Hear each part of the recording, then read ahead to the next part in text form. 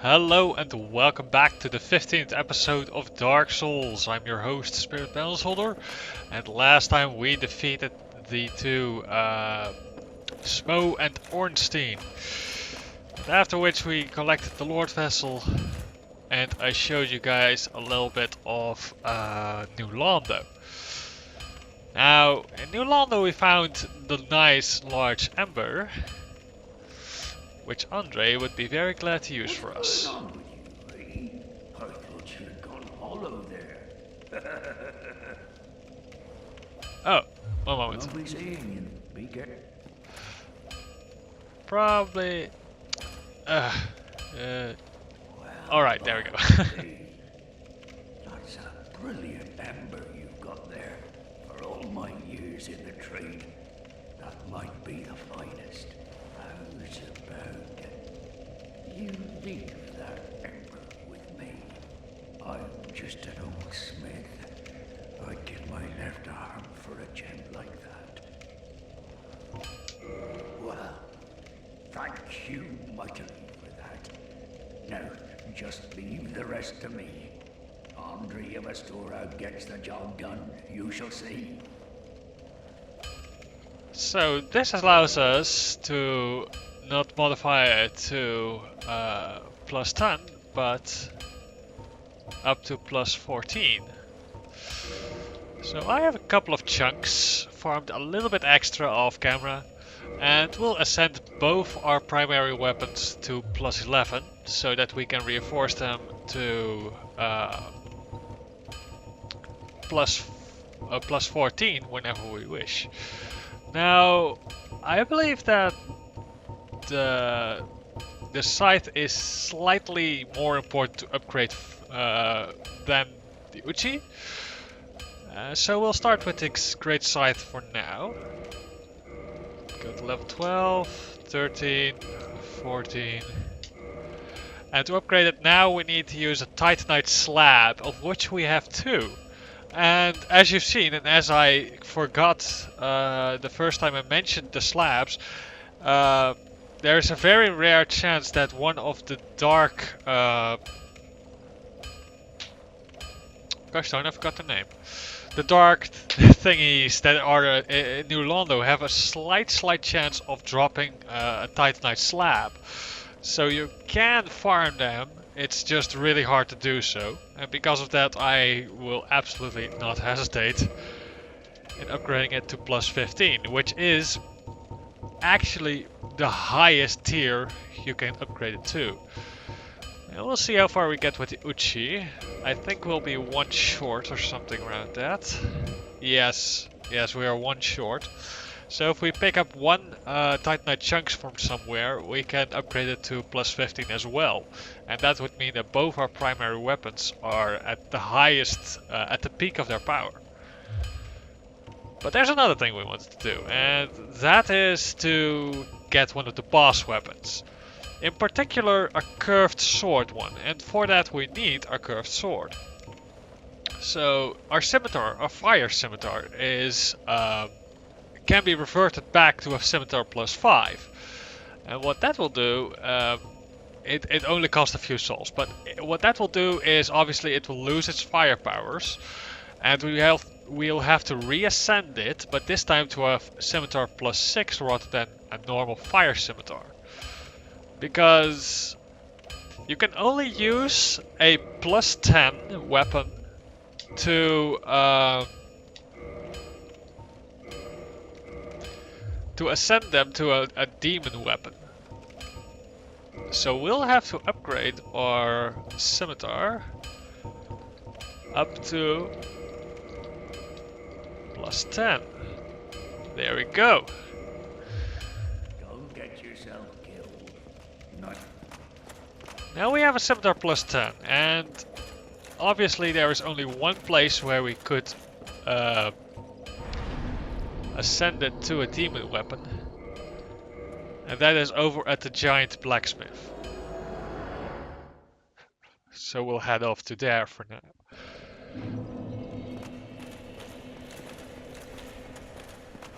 Oh, dang it. Just missed the elevator. Happens to me every time I get here. And actually I've jumped after it a couple of times, and usually I just end up landing at the bottom because the elevator just travels as fast as a character can fall, really. That's a bit of a disappointment. Now, I'll ignore these guys for now. But we obviously can't ignore the Silver Knight at the top, so we'll have to take him out, probably. We could, but... There we go. We do 700 damage. That's significantly more. And our dexterity isn't even all that high yet. So just to put that into perspective, we used to do 200 damage with this scythe, plus about 90 scaling damage. Now it does 250 damage, plus 150 scaling damage. That is almost, in this case, almost 400 damage per swing. And obviously, then you still have to calculate in the bleeding damage.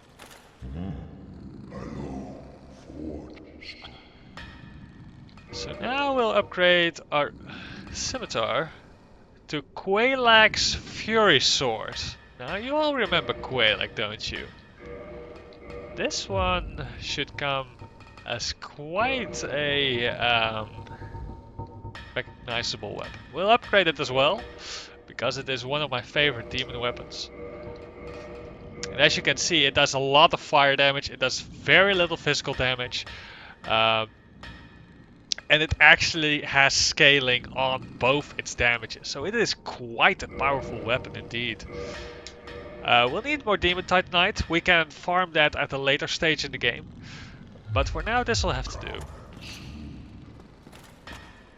If we look at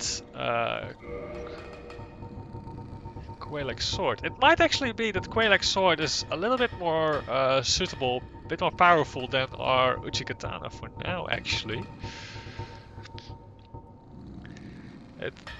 There you have it. We'll equip it. I'll compare it first. It does about 265 fire damage, plus about 130 physical damage. I think this one is indeed somewhat better. We can just check here actually. It actually says that it can do up to a 400 damage. Now obviously it can't do a 400 damage purely, but still that's quite nice. Now this is Quelaag's Fury Sword. Its attack is rather straightforward, and being the only fire weapon I believe that actually has the looks of a true fire weapon. It is quite wieldy. It is quite a neat little weapon. And not only that, but if you were to equip it at the offhand, and it would look something like this, you can actually use its parry ability, and it still has a reasonably fast attack. So that leaves you with quite a nice setup. If you are one to dual wield,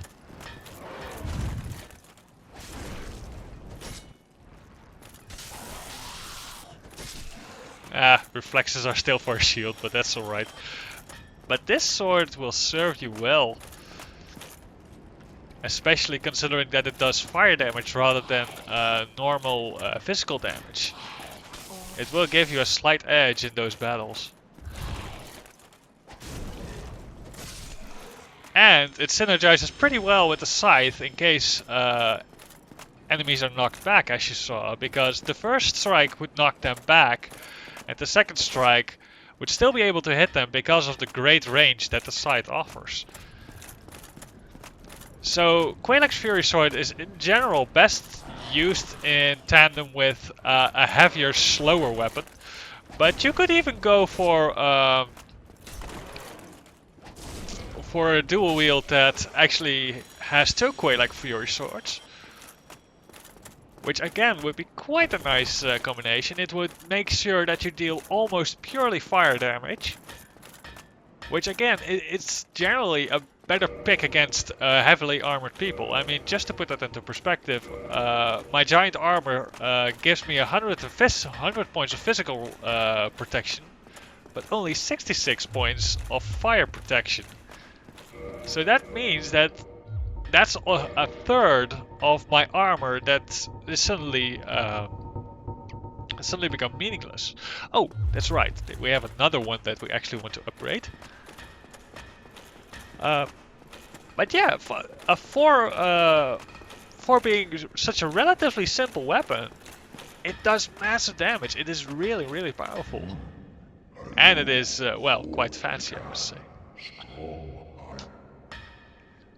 Its simplicity is mostly in the fact that it has a very simple moveset. That's alright. Now remember this lightning spear we picked up? Let's revert that one back to a +10 as well, meaning we could use it for a demon weapon right off the bat. So it's now a spear. And we could make the Dragon Slayer spear. So let's create that, shall we? The Dragon Slayer spear is not a weapon that I personally like to use, but I know that there would be quite a few people that would. In fact, in Dark Souls 2, it is by many people a very much valued weapon, very much favored. Oh, here we are. It is quite heavy indeed. I might actually not even be able to... Oh, I can do two-handed. But this is the same spear Ornstein used against us, so that's pretty cool. And not only that... did you have to one-hand it then? I guess you have to one-hand it for its special attack. Because it can actually shoot a lightning bolt, I believe, with its strong attack. But it's possible that is not the case with the two-handed strike. Even so, it is quite a nice weapon for people that like spears, but use a more strength-based build.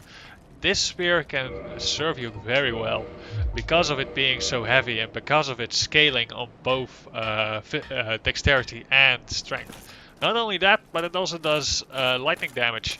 So that's quite nice. There are not many weapons that actually by default offer lightning damage. And obviously, because it is natively a lightning weapon and not edited or infused to be a lightning weapon, it still retains its scaling. Of course, you still have to keep in mind that there is a damage reduction with the armor, as I explained before.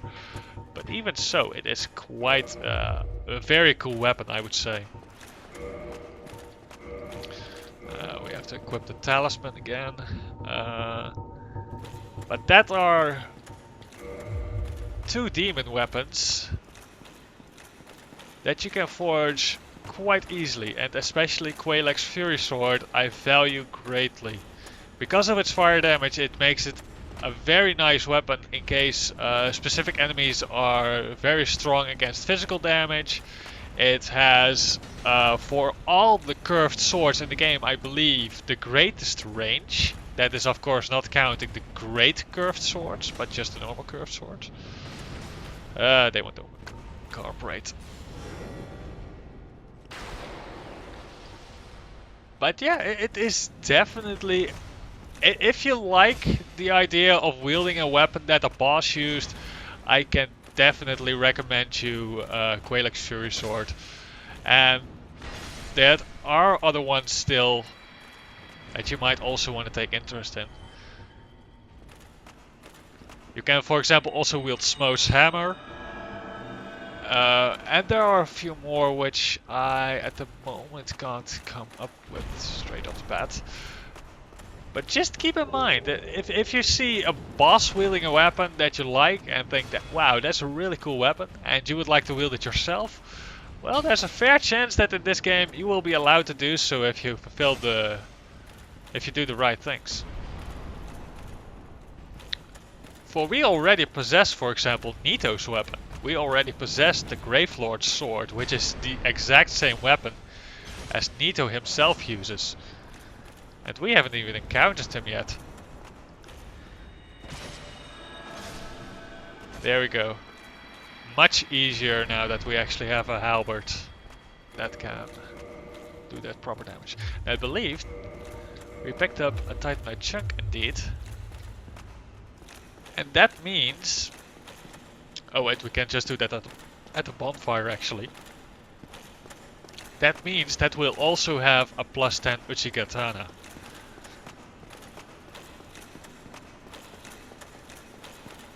Now the only thing that you really need to keep in mind with Quelaag's Fury Sword is the fact that it is a demon weapon and that it's compared to plus 15 weapons, it generally will not be as powerful until you actually upgrade it to plus 5, which is its limit.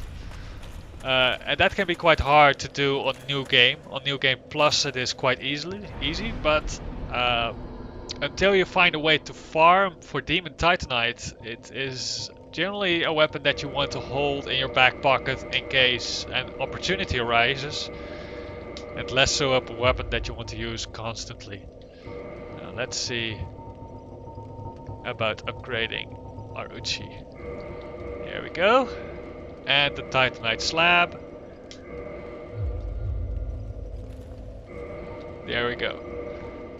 Now the Uchigatana does 225 flat damage plus 122 scaling damage. So that is quite significant. I mean, if you look at the bonuses, they both get an A scaling in dexterity, and as most of you know, A scaling is the one on the highest that you can get in scaling. The highest scaling is an S scaling, but that is quite an uncommon one. So where to next? Well, there is still something that I wanted to show you guys. There's a boss battle, in fact, that we still have to do. That is over in the catacombs. Because despite the catacombs basically being the place you would expect Nito to be, there is actually a far more obscure boss that is coming prior to Nito. Nito himself lies not in the catacombs, but in the area that lies beyond the catacombs. We can actually one-hit these guys. That's quite nice. That's quite nice. Not sure if we can one-hit the guys in the catacombs. But this alone is quite pleasant. And we should probably rest at the bonfire there to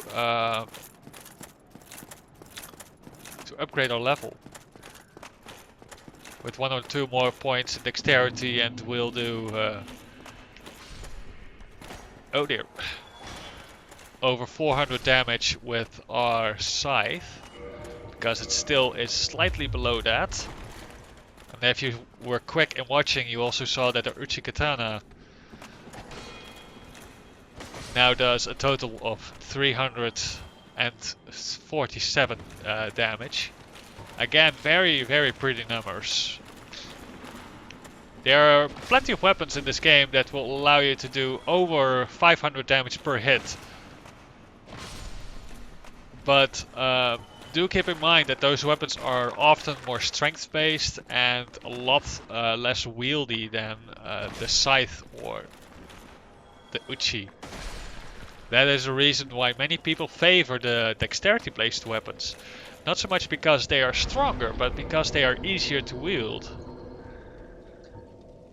So if you look, we can indeed go beyond the 400. And sure, let's go beyond the 400 damage. 402 damage and 350 damage, 52 damage for Uchi. Now obviously our Uchi is a slight bit faster than our scythe, and I believe it also requires slightly less dexterity. Oh, yes, it requires slightly less stamina, I meant to say. So that's quite nice. Indeed, quite nice. Now we are equipped with an excellent shield and top of the line weapons. Things don't get much better in this game in that respect. Eventually you will simply hit that wall, and the only way to go forward you will have to simply level up. And obviously the increments in damage and defenses and such that you would get from leveling isn't as great as you would get from equipment. Even so, there's a massive gap in power between the guys that are high level and low level. And we are actually, well, we're level 60, somewhere in the middle. It's not all that impressive yet. But neither is it something to just huff at.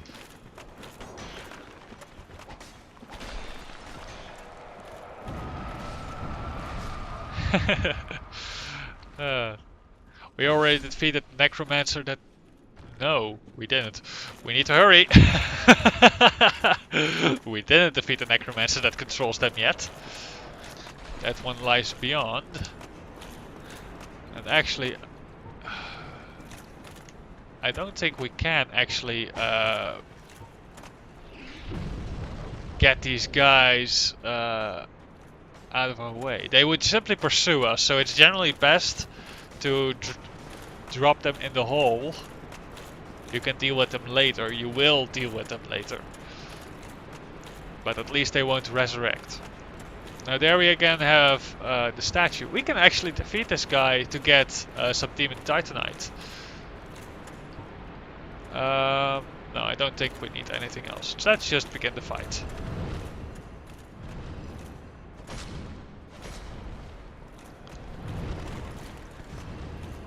Alright.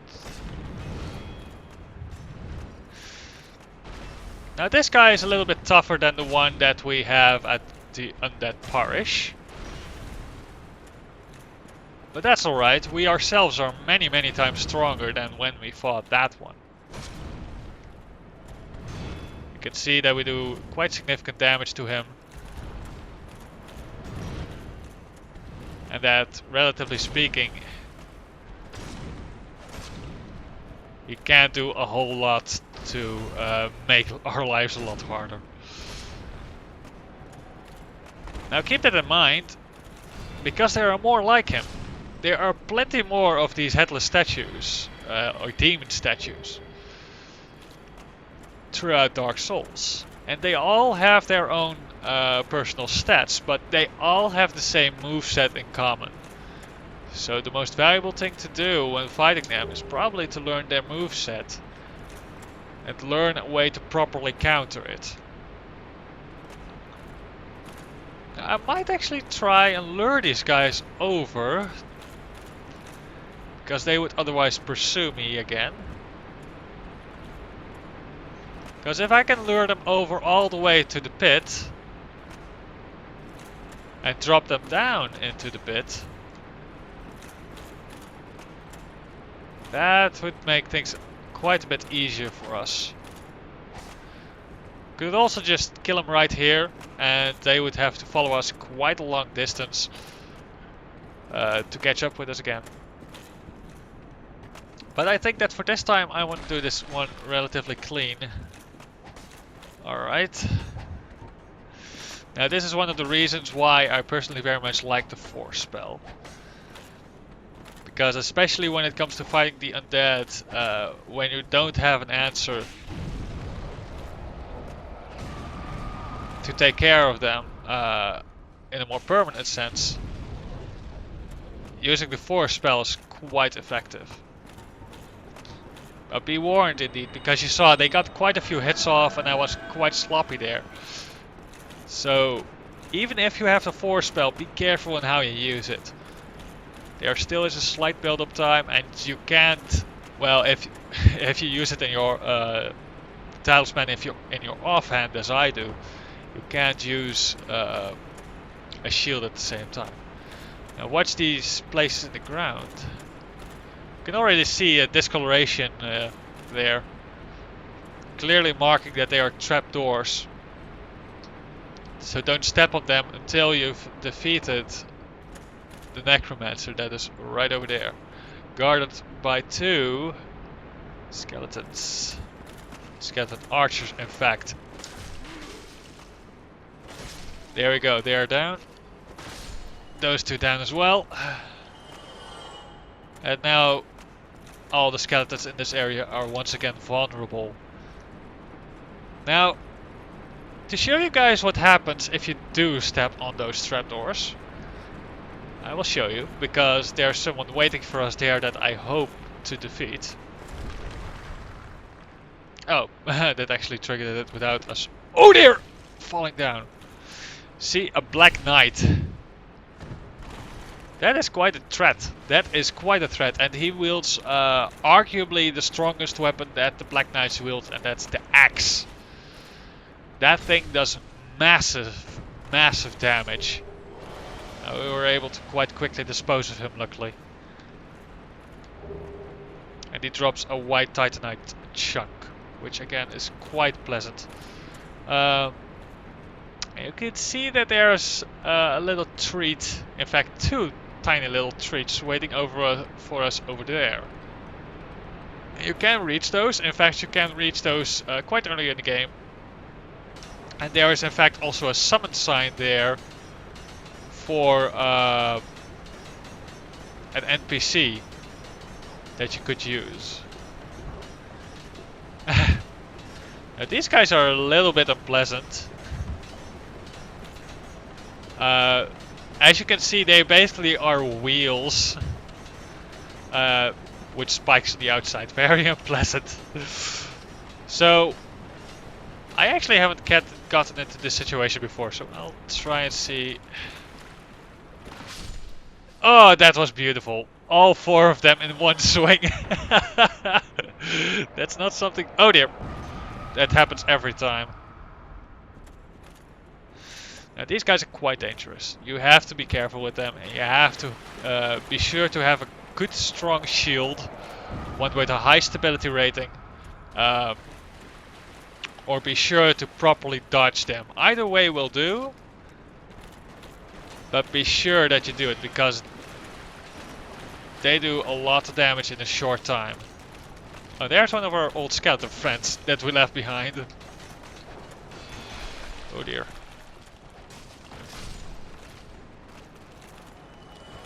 Oh dear. That might actually be beneficial, because his damage is relatively low. And it gives us a moment where the pinwheels... I was actually not sure if they're called pinwheels. I know that the boss is called pinwheel, but... Either way, that these skeleton guys don't come and ruin your day. Having a scythe or a long-ranged weapon is, again, very, very pleasant to use against them. Did he drop? No, he dropped the skill. It was just a scimitar. These guys can actually drop their wheel, and that wheel is actually a shield class weapon. But not only that, because it is also a shield class weapon that has a significant attack instead of any parry or similar moves. And that is quite powerful indeed. That is definitely the strongest attack you can deal out with a shield. And it is that reason why that shield is so often used with shield only runs, which actually are a thing. Going through the entirety of Dark Souls with only using shields as weapons. Now we'll go and fight Pinwheel. And he shouldn't be too hard. In fact, he is, for many, he is known to be the easiest boss battle in the game. But he can be tricky if you will get sloppy. So let's see.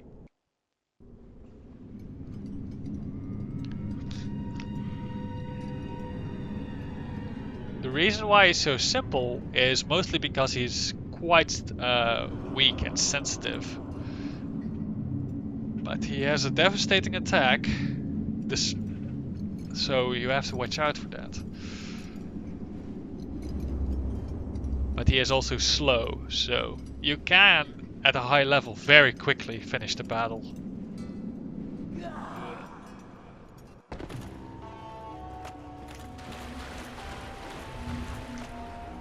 And he indeed makes copies of himself.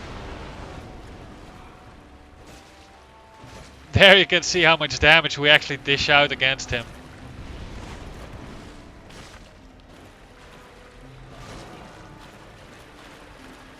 Very, very massive indeed. Where is he? Is that him? Yep, there you go. That was a boss battle. We have got the Rite of Kindling for that. And he always drops one of the masks you saw him wearing. Now I hope for a specific mask, but the likelihood obviously is 1 in 3, so let's see what it is. Mask of the Father. It is not the one I was hoping for. I was hoping for the Mask of the Child. But the Mask of the Father is actually a very notorious one, especially in tandem with the armor set we're using right now. Because Mask of the Father does a very specific thing. One of the 3 masks of Pinwheels, the necromancer who stole the power of the Gravelord and reigns over the catacombs. This mask belongs to the Valiant Father, slightly raises equipment load. So this mask increases our equipment load slightly. That means that yet again we can wear heavier armor and heavier equipment. It is quite a notorious thing really, because it actually often has been said that the Giant Father is one of the most noobish and intimidating at the same time armor sets to use in PvP, because it allows you to have the greatest amount of carry weight of all the players in the game, because we are currently using 3 items that increase our carry weight: the Ring of Favor and Protection, Havel's Ring, and Mask of the Father. So this, our equipment load right now, is quite significantly boosted. I am curious to see how much Mask of the Father actually does boost us. Very slightly actually, only very slightly. That makes me wonder if it's actually worth it to wield it. Obviously it also is a lot lighter than the alternatives, but its protection is also slightly lower. And we get no poise for it. So is it worth it? We already wear the giant set, we already wield quite heavy. For now I don't think it is worth it, but I do know that there will be an item later in the game that might validate it. So yeah. This is quite a dark area. And this area is actually the path towards Nito himself. And we can access that now. But keep in mind that obviously it is very dark, it is very treacherous. And if at all possible, you want to use either a skull lantern or a sunlight bug. I believe they were called sunlight bugs. Oh, probably have to, yeah, have to equip it in offhand. I hoped to use the main. There we go. So you can hold it up as a shield and it will light the way for you. So we can now quite easily see. If we don't use it, this is the range that we can actually see. It is very, very minute. And with the lantern, we can actually see a decent range.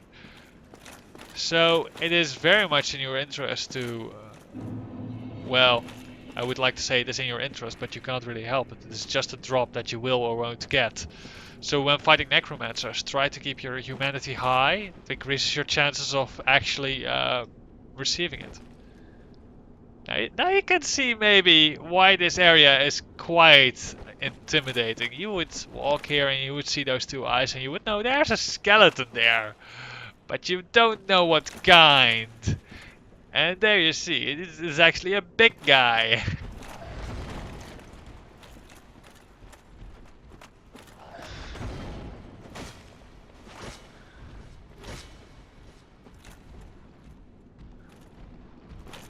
And obviously, to use your light, it works as a shield, so you have so your regeneration for stamina is lower.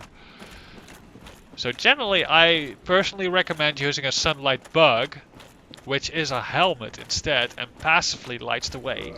I believe it is slightly smaller in illumination range, but even so,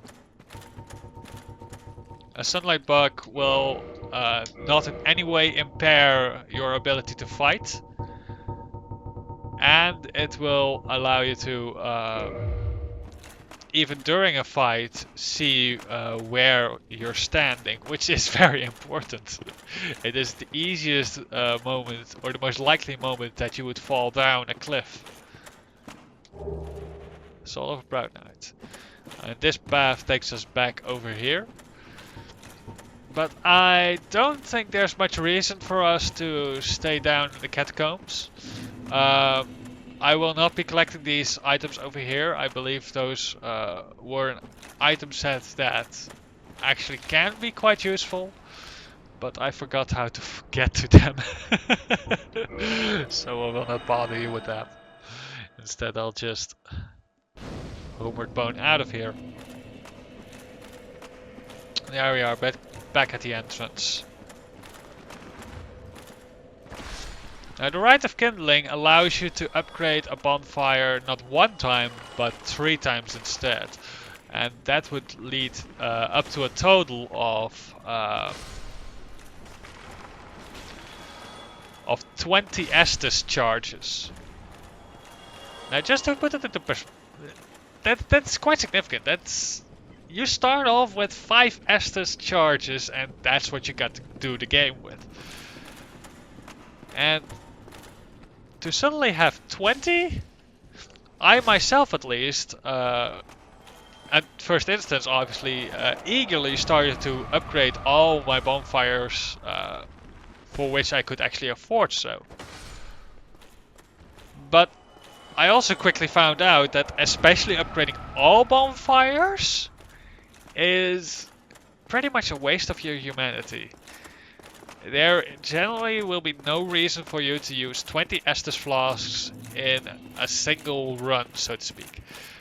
Now, obviously you might want to upgrade a Firelink Shrine to plus 20 because it will help you in New Londo, where there are no bonfires.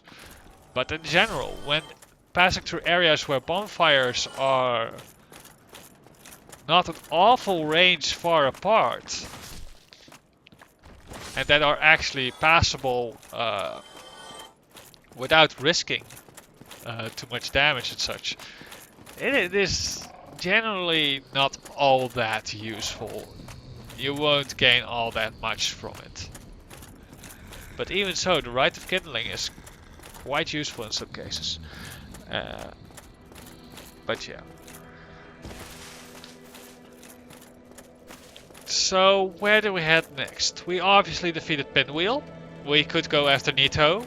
But I personally find the catacombs to be a horrible place to start off with. And as I said, I recommend that you get the Sunlight Bug, which actually is one of the latest game items in the game. It's quite hard to acquire them. So, instead, where shall we go?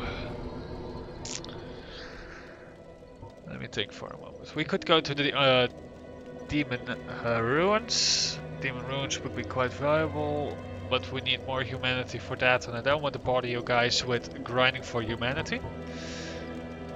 The depths. Oh, right. Yes.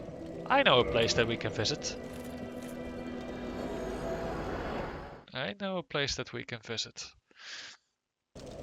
It is quite a long way, so don't expect to see it in this episode. But even so, I will show you guys. And for this area, I'm actually not sure. The Uchi weighs 5. Can we use Squalix? Yeah, Squalix Fury Sword is actually lighter. I am curious to see how much damage Squalix Fury Sword does against these slimes. So pardon me for just trying that out for a moment. 220 damage. One hit and they die. Very pleasant indeed. Now obviously we don't need these guys anymore because all that they drop we can fight at different places. But still, it is quite nice to know that those things now die so easily. Don't poison me, please.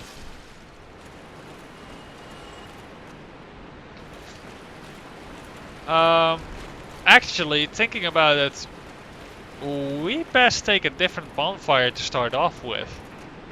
Because if I would have to go all the way to where I want to go from here, that would take a lot longer than to approach from the other side. I will repair my equipment for a moment.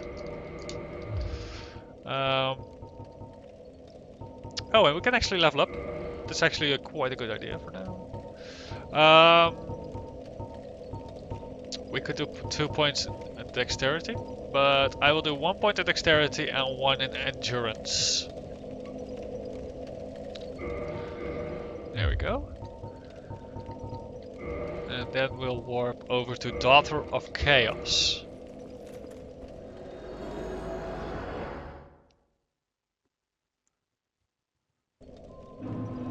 That brings us back over here.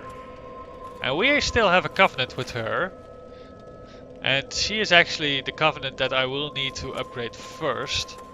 But for that I will need, I believe it was 30 or 60 humanity. So that's quite significant. And often it is done through, or it originally was intended to be done through PvP. But since that is not very likely to still be all that active, and because I personally do not want to spoil this game too much with that, I don't want to go out of my way of normally playing the game for the sake of PvP. So we'll have to grind that off of the rats. Or rather, I need to, because I won't bother you guys with that trivial matter. I will show you guys what happens actually when you kill them. You can see all those larvas. They yield barely any souls. And they are actually quite powerful. They are quite an annoyance. If you're lucky, you can strike them right as they pop out of their host, so to speak. Get them all in one swoop, but it is not a very common or likely thing to happen. So considering how little souls you get from it, and considering how annoying and relatively powerful actually those beasts are, you generally don't want to deal with them. It is a bit dark here because of the perspective. A few ogres over there.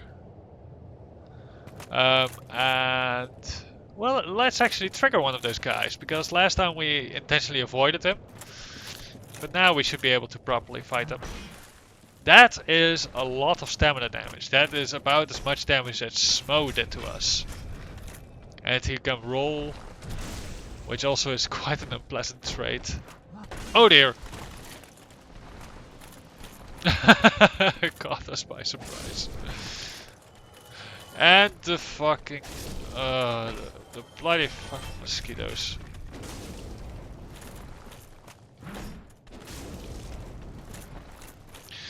They are also, I believe, a little bit sturdier than...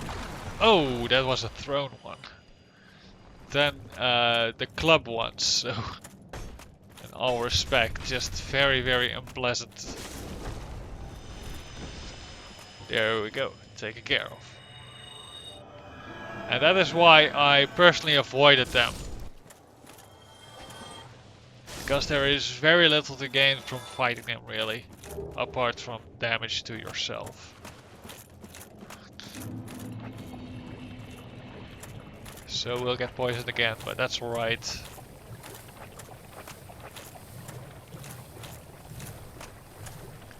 The reason I picked Quelax Fury Sword, it doesn't work against these guys because they themselves have a fire affinity. But there are quite a few enemies here and where we're going that have a slight weakness against fire damage, I believe. I'm not entirely sure, but I believe so. So using Quelax Fury Sword would not be a bad idea. No, for these guys I simply smash them with my scythe. Much more effective.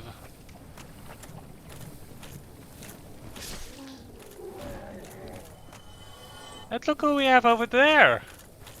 He looks awfully familiar, doesn't he?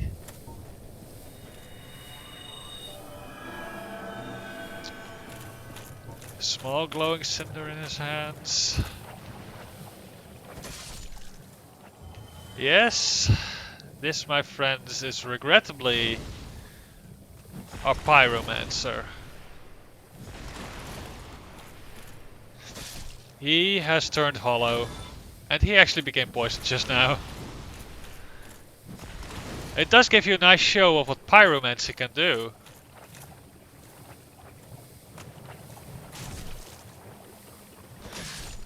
But him too we will have to slay. Rest in peace, my friend. He always was one of my favorite NPCs. He's quite nice. But worry not. We'll get another pyromancer at some point in the game. I actually checked already if she was there, but she wasn't. So I believe we still need to do a few things before then. Yeah.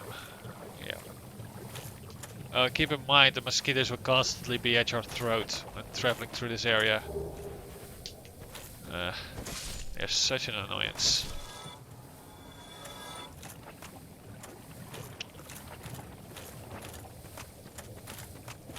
So we'll just loot this area for a bit. I believe this is a pyromancy. Yep, poison mist. And... ah! The pyromancer set. Ah, another one. Now, the place I want to show you guys is actually arguably one of the most iconic locations in Dark Souls.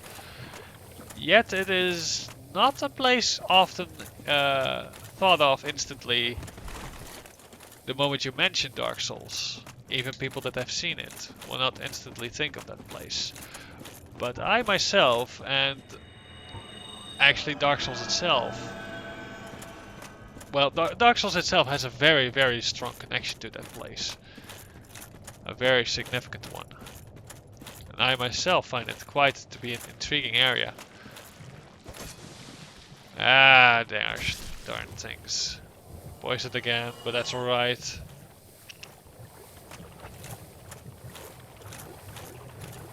We'll just take care of these slugs.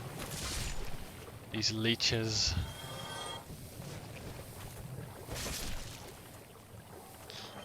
They are quite nice in some ways.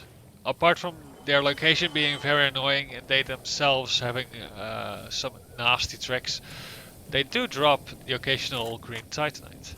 And look who we have here.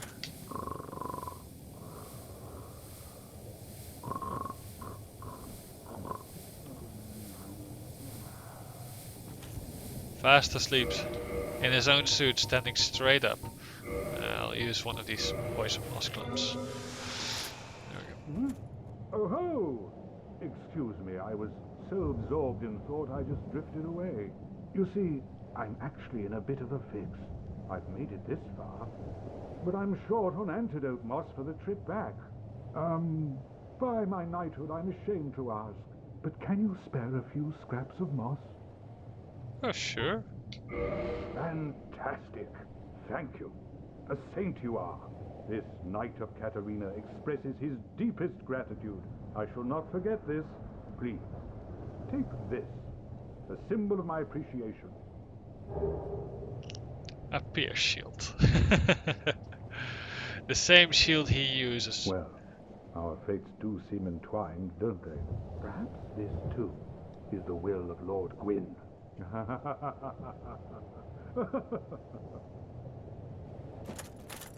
Does he have something A more? poison swamp, like quicksand in there. Hmm. I reckon that is all.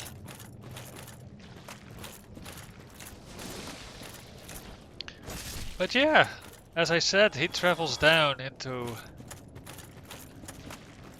Blighttown.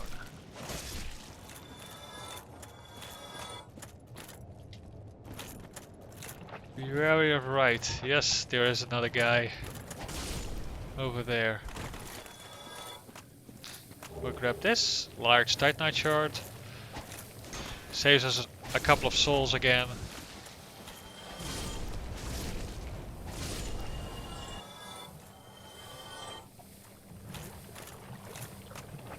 Not sure if there was much else of value here.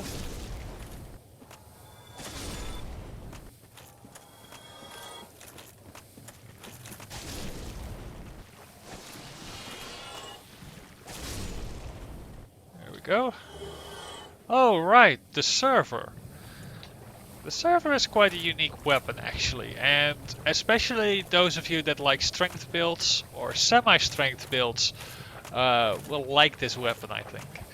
Because this is actually a life leeching weapon. With every strike it leeches just a tiny bit of damage.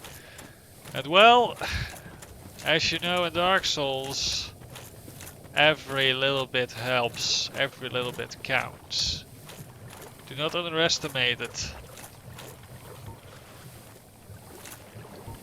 I best deal with Estus this time. Ah, dang it.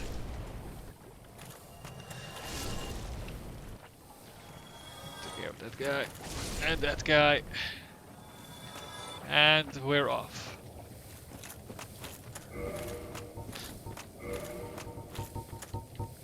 I'll use purple moss. And we'll follow where this branch leads us. Because do not mistake it for a route. Get the black shield here. It's quite useless, I would say. But this is a little bit peculiar room, really. So there's a secret doorway. Twin humanities, now that is something a little bit more valuable. Illusory wall. Huh. Yes, we just been through an illusory wall. But see, that's the trick. Only in this area, for as far as I know, in the first Dark Souls, do you have two illusory walls sequentially after each other. And there we enter the Great Hollow. This area is entirely optional. You could entirely never know of this place's existence and finish the game perfectly well. In fact, both options for the endings are perfectly available without ever coming here. There is no reason why you have to go here.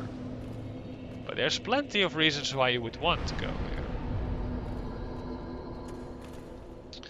So I don't have a lot of time left, but maybe, just maybe, I can reach it all the way down of the Great Hollow before I have to end the episode.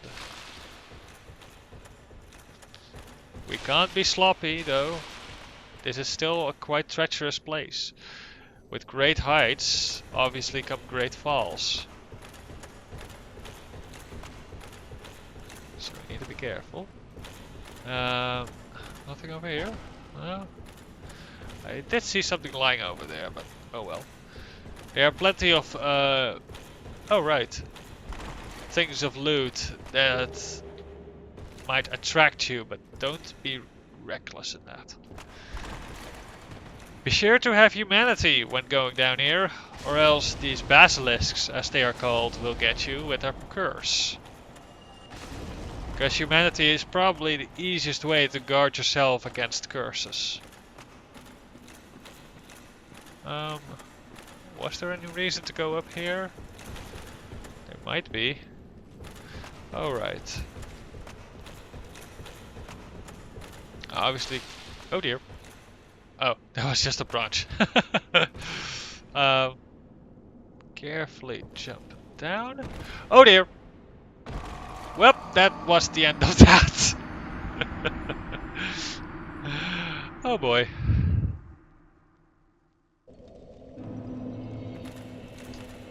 No, no, no, no, no, no, no, no. Let's not be that reckless.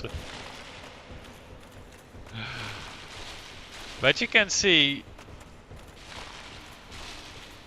in most games, they would have permitted you to stand there. They would have permitted you to just stay there, but no. Not in Dark Souls, people. Not in Dark Souls. And yet it is probably the easiest way to reach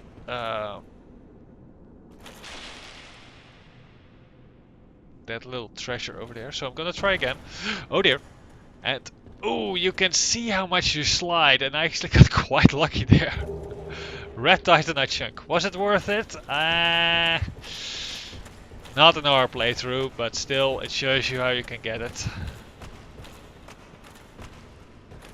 Now I need to look around for a moment. Because I always got stumped at some point where I wouldn't know for sure where to go, and I'm not sure if this is the path, and it is not. Oh! That looks rather funny. But you can see how this place can be quite treacherous. Oh boy. Let's just hope we can find a bloodstain again. You see, there was always a point in the Great Hollow, and it still gets me every time, a moment where I'm unsure where to go next, because most of these branches just are quite obvious in how you need to follow them. But some are unlike that. So the safer path, oh, that's actually a much safer path. Roll down here.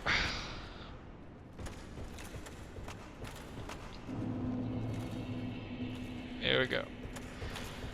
Eyes to below. And we can see a path running over there that we might be able to catch. It might be our best bet, so I'll go and try it. Here we go. Don't just overly careful walk down. That's also something. Being overly careful can mean that you undershoot the gap. And if you don't make the gap, you will fall to your death. So use a bit of common sense along with your fright and careful feelings and all.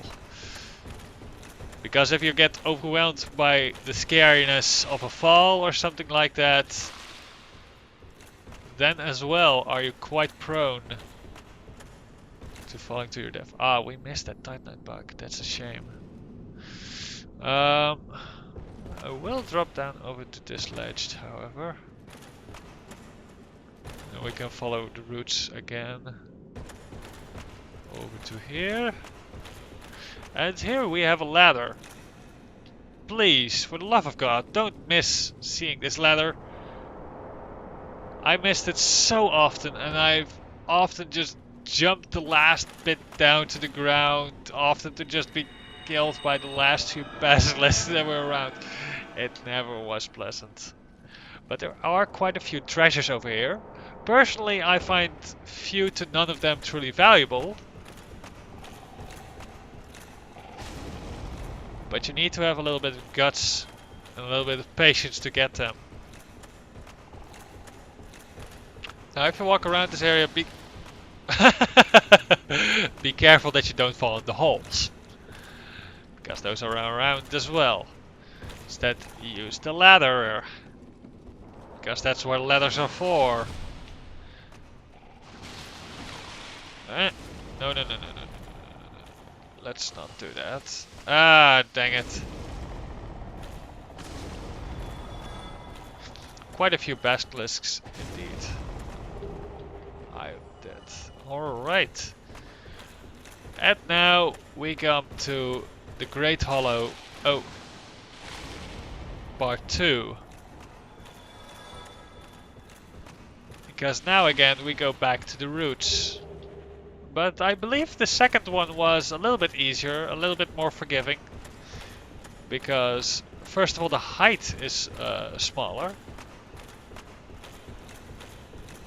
It isn't quite as high, and it is a lot easier to just run down.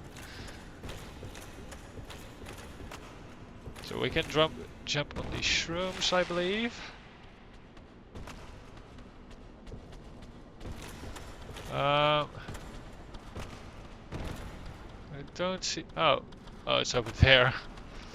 Oh well, so be it. And hey, we know these guys. But be careful though, because this time I believe they will attack you. Their attack isn't all that dangerous, but even so. If you're oh dear. Oh dear. Poison's low. Be careful. And we also have the great grandfathers. Which, as you know, hit horribly, horribly hard. So we might want to run around them for a moment. This guy seems a bit bugged. Does this do more damage to you? Yes, it does. Watch your back. Don't want to have them sneaking up on you. Huh. His AI seems to be bugged. Are you bugged as well? Hello? Huh. Oh, the guy over there isn't, but the other two are. Even so, maybe I can show you guys that it is actually possible to block these guys and properly protect yourself. Alright. Because I think that we now can... Yep, we can take a hit from them. But you can see how much stamina damage they actually do. And you know how horribly much damage they do. So if you have a shield that can block them, be sure to use it well. Alright, and that settles this area. We're now at the bottom of the Great Hollow. And here we have a fog wall. Now it's usually at the end of an area you would expect a boss fight. But this area has no boss fights. Well, it sort of has one. But I wouldn't call it that. You can see a bonfire over there. I think we'll sprint to that first, but I guess I'll show you guys. I don't think there's much use in avoiding it until the next episode. But this is Ash Lake. Remember the intro cinematic? Indeed. Indeed.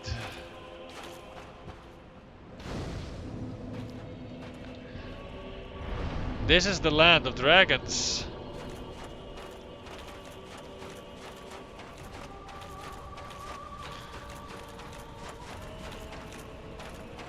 And there we have just one of those dragon kind. A Hydra. Now we remember seeing a Hydra somewhere else as well, but this one pops up over here. You can easily approach it, don't be scared. You should be more scared of their ranged attack than of their melee attack. So approach him, be careful to not step too deeply into the water, but make sure that you're close enough to him. And you hear them scream, and that is the time when they will attack. But don't worry too much about their attack, just make sure you have a proper shield. Hold your shield up. And wait for them to strike. Oh, we might be too far away. Yep, we were too far away. Be careful though, because those water beams are can be quite painful. And you can't properly defend yourself. Listen for the scream. You can dodge them as well if you prefer. Simply by listening for the scream and avoiding them at that moment. Now you see we've cut off 2 heads. Done significant damage. And this time they actually missed.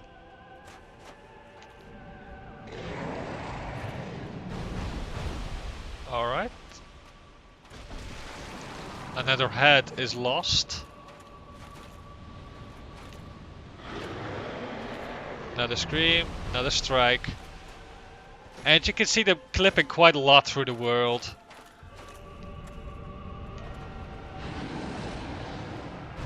But when you take out the center ones... Oh dear. You can actually get into a situation where it becomes harder to hit them than anything else. Because the damage they do is not all that significant. Their water blast attack is significantly reduced, obviously.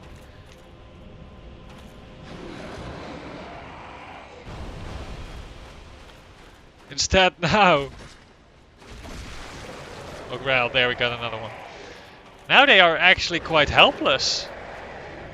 Because you've got 2 of those heads left. Or 3 actually. And none of them strike anywhere close to you. I'm not sure if that was by design that way or if it was a little bit buggy, but either way it's quite funny. Just stand straight in front of them. Wait for them to attack. You can see the edge of the water there. Be careful not to fall into it. Oh dear.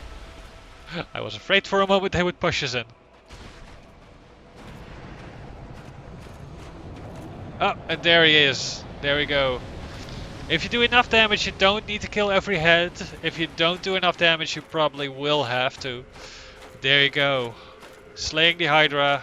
Get 2 dragon skills.